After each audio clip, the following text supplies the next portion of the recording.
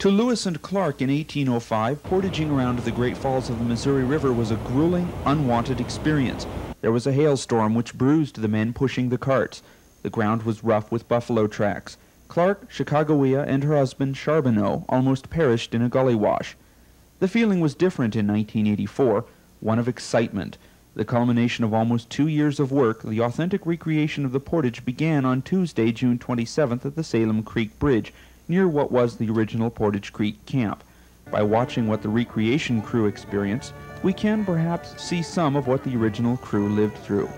The feeling of camp life, eating, target practice, the keeping of the journals, and finally, after all the waiting and preparation, the journey itself began.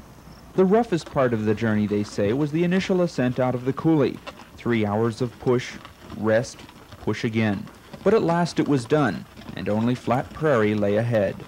Imagine the feeling of accomplishment at the end of that first day, the pride in knowing you've done and felt something that no one else has for 179 years.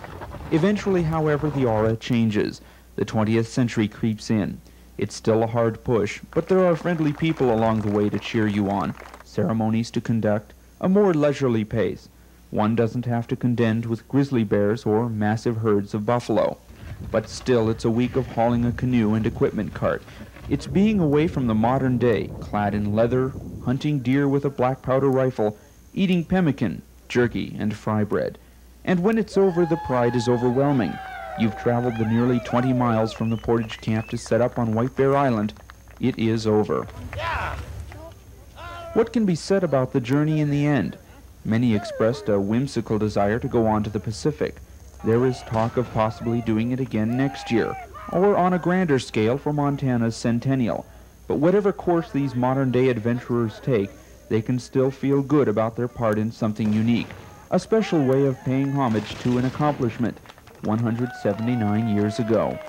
Under the big sky, Joe Lawson, MTN News, on the Portage Trail.